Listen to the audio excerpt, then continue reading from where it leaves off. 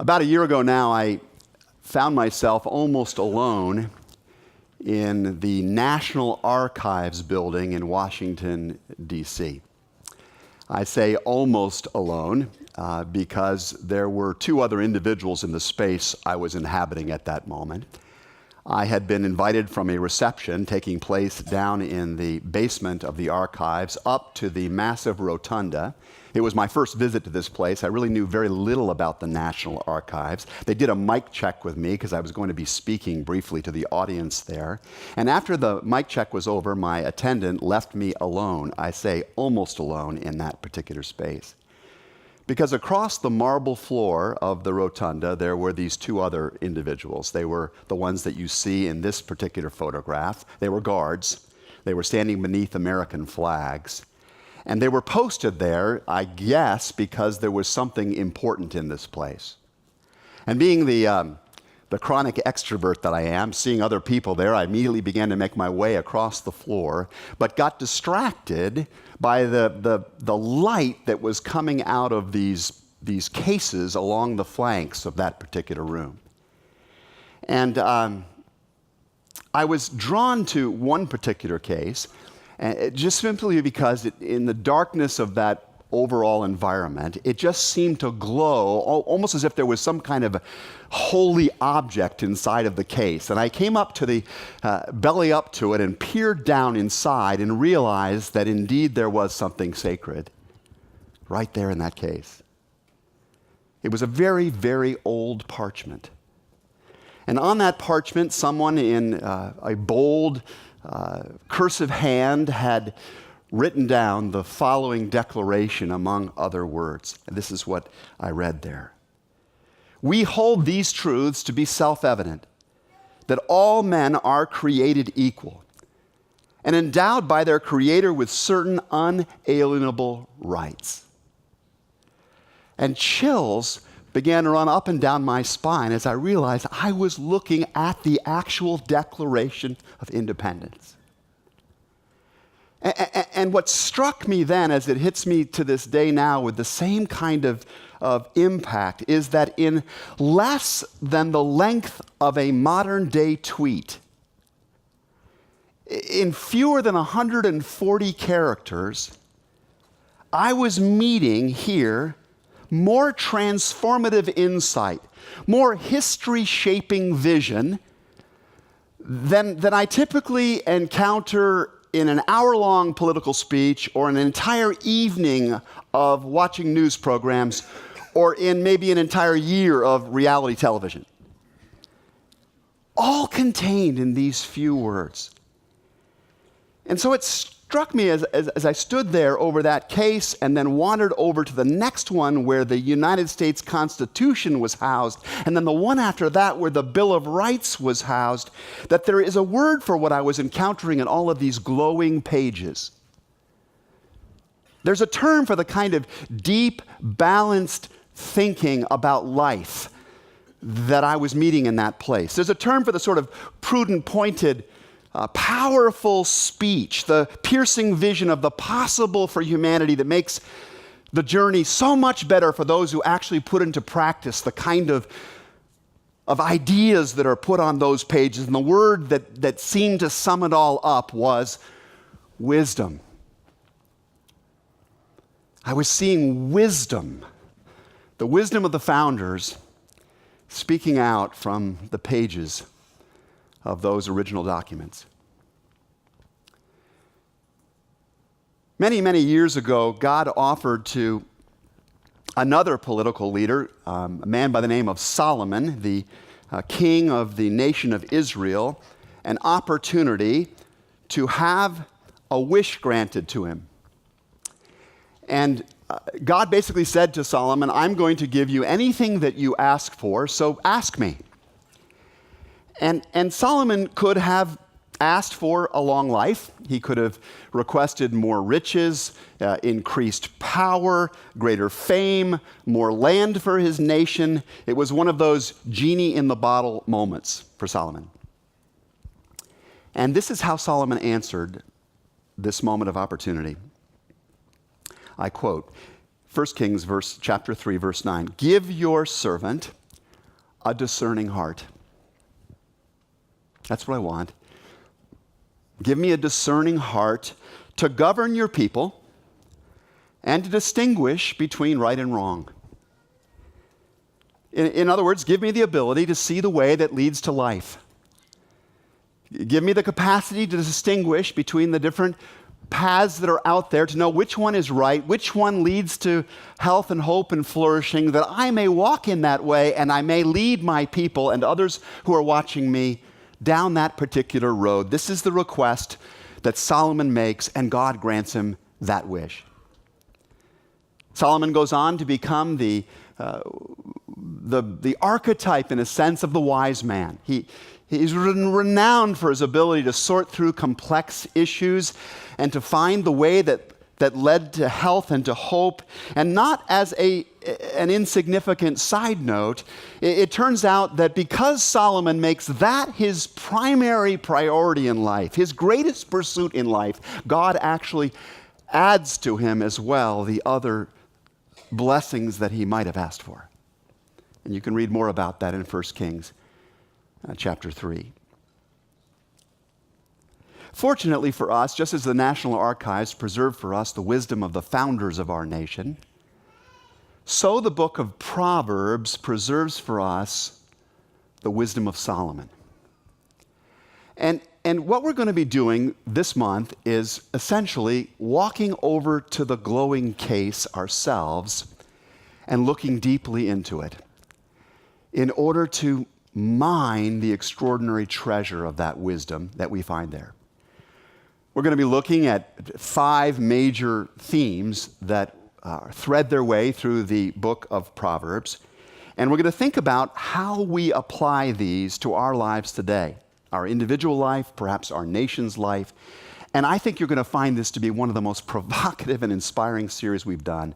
I encourage you to fight through the parking lot and invite friends and others to come join us. Today I just want to start out by unpacking in a sense, what is the largest and the general theme of the book itself, which is the theme of wisdom. I want to invite, I guess, us to think about 3 particular questions we bring to that topic, and I'm going to be aided by some of the great reflections that Tim Keller, pastor in New York, offers on the subject. So the first question I want to ask is, why is wisdom so important? And then secondly, what is wisdom, actually? And thirdly, how do we get it? How do we get more of wisdom in our lives? So to get at this at the start, I want to invite you to go back with me for just a moment to those words that I read a moment ago from Proverbs chapter 8, the early verses there. Wisdom personified is speaking with us and says this: "Choose my instruction instead of silver." The implication here is that you've got lots of choices in life about where you invest yourself, what you put your greatest hope in, where you think your security lies, what will constitute the wealth of your life. Choose my instruction, says wisdom, instead of silver, knowledge rather than choice gold, for wisdom is more precious than rubies, and nothing you desire can compare with her. Really? Really? Wisdom is more valuable than material wealth. There is nothing I could imagine desiring that would be able to compare with the value of wisdom. Is that really true? Why is wisdom so important? Well, some years ago, I got a glimpse into an answer to this question, and maybe you've had your own viewport into a response to that question yourself. Mine came through the experience of living in a Southern California community that was, at that time, the number 2 wealthiest community in America. In other words, per capita, it had the greatest affluence. Second, I think, maybe to Greenwich or someplace like that.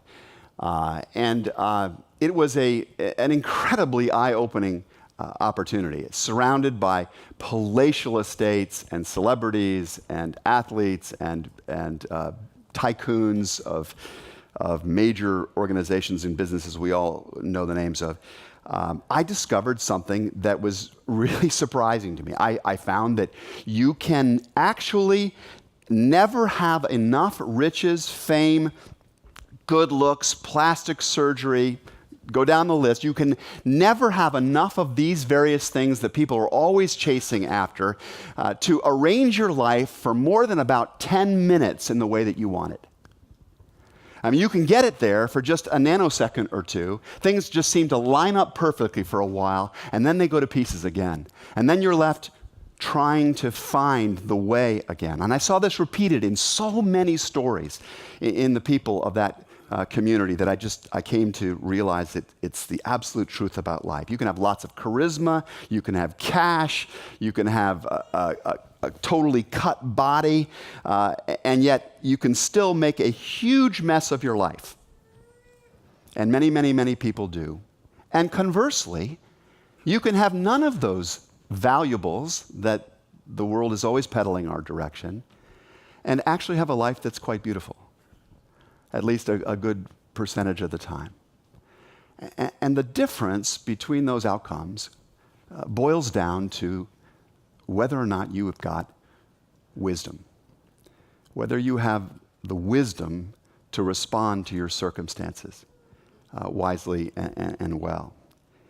Now, we tend to equate wisdom in our time with either virtue or brain power.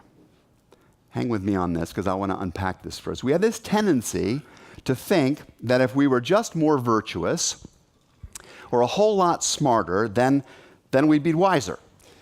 We'd be much more enlightened people than we are today. And I understand that confusion because in a very real sense, wisdom is related to moral goodness.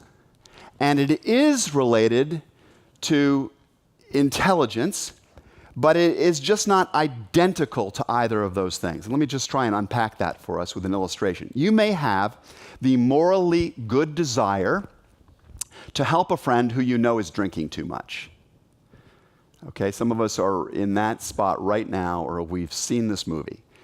You have this virtuous desire to help somebody who's obviously got a problem, but because you lack a deep experience of the complexities of this condition, or you're just not sure what to do when, you actually become a part of the problem. You become a codependent in the problem itself. You have a very good heart, but you're not able to actually unravel this thing. You may even help to make it an even bigger mess than it was before.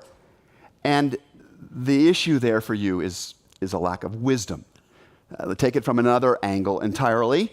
You might be the most intelligent person in that alcoholic's life. You understand the biochemistry of alcoholism perfectly. You know all of what is being done to this person's brain and to their body through their over-drinking, but you might still not know whether when they go on this particular binge, this holiday weekend, you should step in and try and protect them from it or let them experience the consequences of it. And you just don't know, for all that you do know, what to do there. Without wisdom, very good and very smart people can mess things up. And we can think of lots of other illustrations that I'm sure would help us see that. And this is really important to say, I think, particularly at this time in the life of our culture, because there are a lot of people out there advancing the idea that moral goodness or greater intelligence and education are the solutions to what ails us in our time. That if we just had a whole lot more moral goodness going on in our society, and you hear moralists who from many different camps who will speak this way, and then you'll hear people in the scientific secularist community saying, it all amounts to getting more education, more facts, more science into people's hands. Would it be bad if we became more moral? No, of course not. It would not be a bad thing. In fact, that's a lot of what we champion through the life of the local church. We might disagree on definitions of morality, which moral principles are the most significant and rank differently. It would take wisdom to determine which of them to put emphasis on. Would it be a terrible thing if we became more educated, more intelligent as an American people? Absolutely not. It may be tricky to discern which disciplines deserve our greatest attention. That would take wisdom to discern. But to paraphrase Tim Keller, the challenge that faces us is that so many of the key decisions that face us in our day-to-day lives are situations where just having the moral rules and the intellectual facts is not enough to really solve the problem. And think about this in your own life, the kinds of questions that are really pressing ones for you. You know, I've just been through this. A lot of us in this room maybe are going through this. You know, which school should I go to? And what should I major in? Or should I date that particular person? Should we get married? Is this the right time to have children? Should we break up? People are wondering these kinds of things all the time in day-to-day life. Should I leave this job? Or should I hang in there believing it's going to get better? Should I confront this person about this issue? Or should I be more patient and more forgiving? Should I take this leap? Or should I play it safe? It is so easy, no matter how good or bright you are, to make the wrong move in these circumstances. So what do we need in these circumstances? #wisdom. We need wisdom. So what is wisdom? I mean, when you boil it all down, what really is it? How would we even know what we're looking for? So let's go back to the verses we were reading in Proverbs chapter 8 and go on down to verse 12 and pick up the story there. I, wisdom, dwell together with prudence. I possess knowledge and discretion.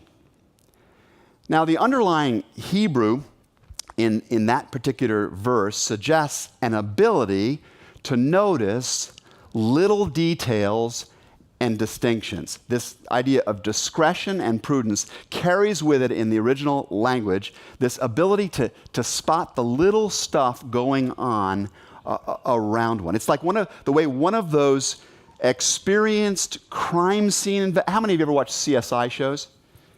Okay, you know that. So you know how some of these people are just amazing at seeing the little details that everybody else has missed. And it seems to start to form a picture for them. So one of the key dimensions of wisdom is this ability to see how things really are at a level that the common mind is somehow blind to. And then we go down a little further in the scriptures, and wisdom says this: counsel and sound judgment are mine. I have insight.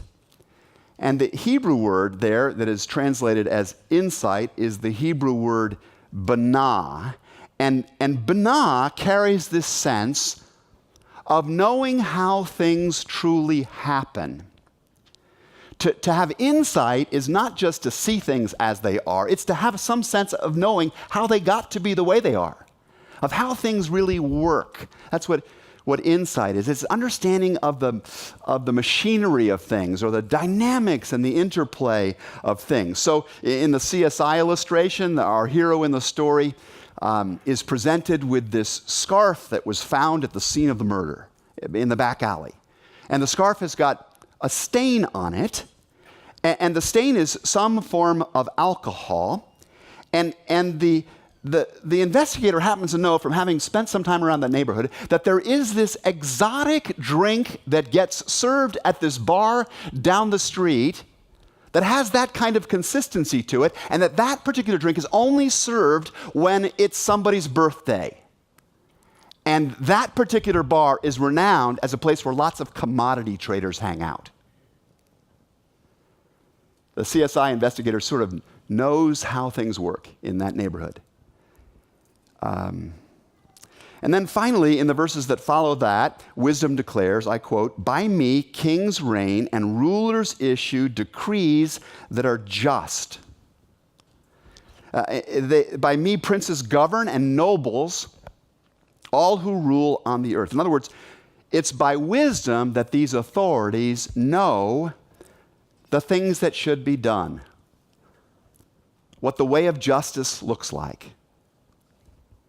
And so, back to the CSI example, the CSI person goes into a trading office in that neighborhood and finds out who was celebrating a birthday on the night of that murder and invites the spouse into the encounter, and in the conversation with the commodities trader asks, "Do you recognize this scarf that your wife gave to you for your birthday?"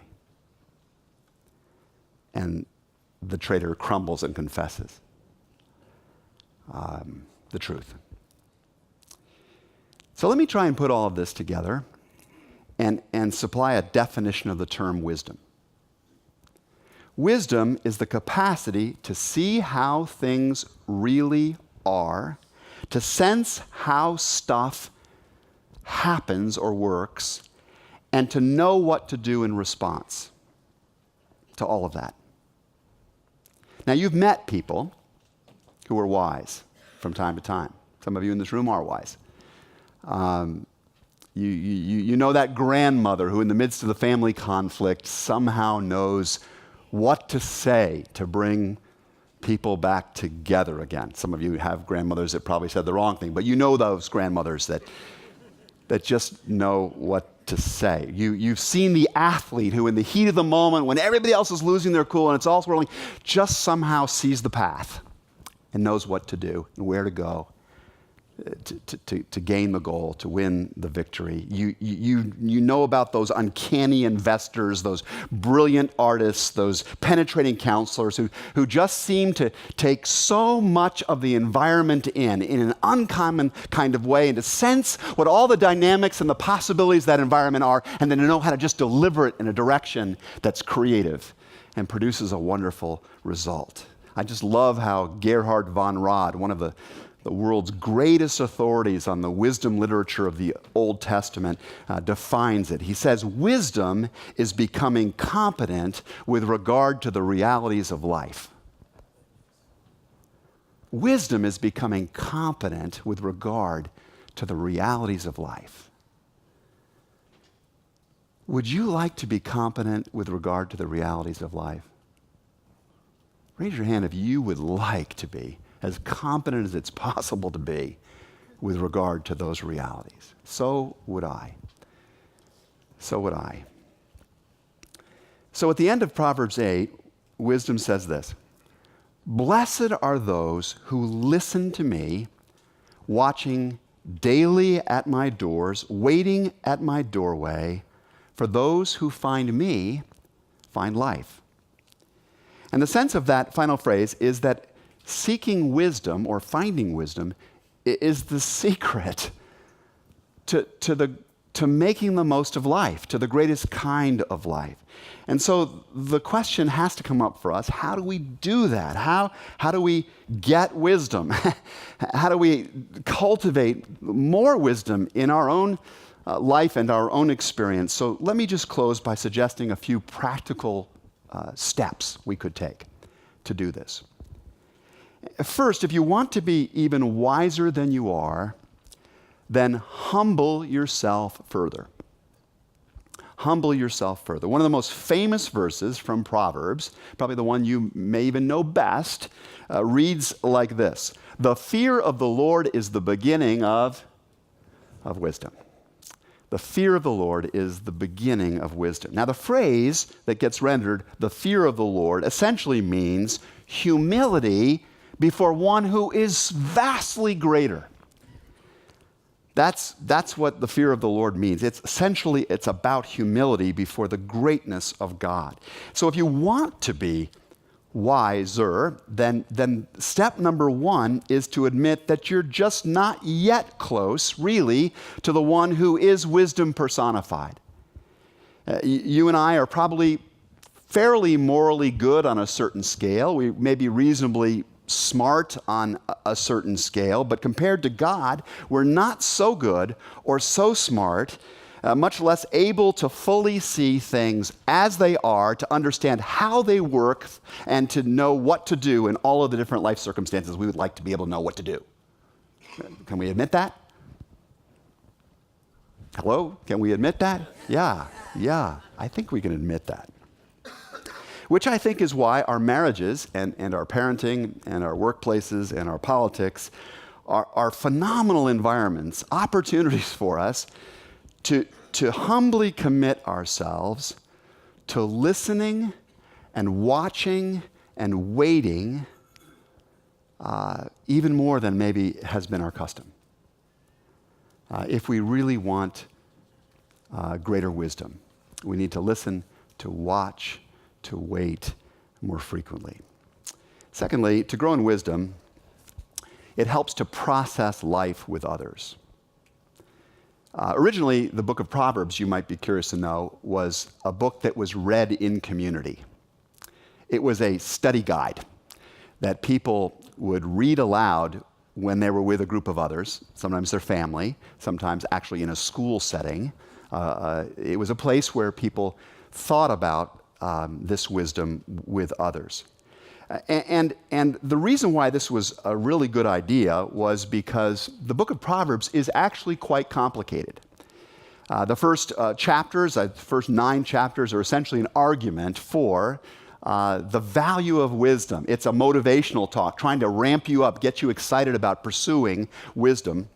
And then you get into chapters 10 through 15, and you are in the meaty stuff. You're getting all of these practical principles and these practices that you can use in your life. I mean, it's just so rich. We're going to be looking at a bunch of those texts in the weeks to come. And then you get out to chapter 16 and following, and suddenly you're getting confused, because back in the middle part of Proverbs, you were told this about wealth and this about work and this about parenting, and then you're getting this new information in the later chapters that seems to actually contradict what you heard the first time. Earlier on, you had the sense that if I just do these things I'm reading here, my life is going to be on cruise control. It's going to go so well. I'm going to be amazingly blessed. And then a little later on in the book, you're told that even if you do all of those things, sometimes life's going to be a mess and out of control. And you go, what? And you begin to realize that what Proverbs is doing is progressively introducing you to the nuances and the layers and the colors and the creative tensions of life. And the best way to understand that is to process that with others who've experienced those things, maybe in a way you haven't, to hear their stories. And in that circle, we begin to understand the meaning of truth and wisdom. We realize that sometimes we have to put our weight down hard on this value, and then a little later we have to put our weight down hard on the countervailing value, almost like riding a bicycle, and it's in the managing of that rhythm of life that we have the balance that allows us to move forward in a creative way. And we discover that as we process this stuff in community. So it's a basic Christian idea or biblical idea. God made life with a warning label, not to be done alone. Genesis 2:18, it's not right that man should be alone. We grow so much wiser when we do our life in a group. So if you're not part of a group, if you don't have a circle of people that you're processing your journey with, listening to theirs, studying the scriptures together, find one, invite one, ask for help from the church, and we'll help you to locate one. So we want to humble ourselves.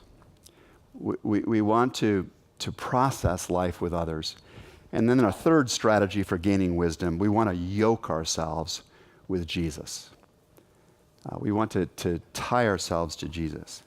Now, we're out of time today, so I'm not going to be able to do justice to all of this.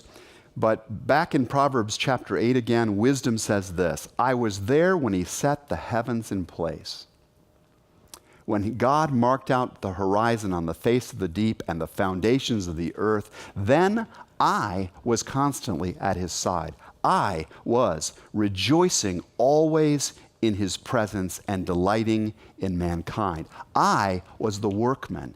I was the one doing it, the act of creation. And if you're familiar with the Bible at all, and you read that particular text, it's starting to fire in your brain a memory of another passage you once read or heard read to you that sounded a lot like this or had echoes of the same themes, and it comes from the New Testament. It's the start of John's Gospel, and it reads like this: "In the beginning was the Word, and the Word was with God, and the Word was God, and all things were made through him, and without him was not anything made that has been made, and in him was life, and that life was the light of mankind." And what we discover as we see the continuity of the Scriptures is that Jesus is not just a provocative moral teacher. Jesus is not just a very intelligent person. Jesus isn't simply the sacrificial lamb who dies on the cross to take away the sin of the world. Jesus is the one who fabricated the entire fabric of reality. He was the one that put it all together in the first place. He is the one in whom we live and move and have our being. And because of that, he is the one who sees completely how things really are, how stuff truly works, and what ought to be done to advance flourishing in every situation. He sees it all. So the term wisdom in the Old Testament and the word or logos in the New Testament are speaking of the same thing, actually of the same person. They're speaking of Jesus. And so it follows that if you want wisdom, draw close to Jesus. Jesus said, "Come to me, all you who are tired from carrying heavy loads, and I will give you rest. Take my yoke upon you and learn of me." To be a learner is to be a disciple. They're the same word. Take my yoke upon you, learn of me, and you will find rest for your souls. I think I speak for all of us when I observe we're ready for some rest.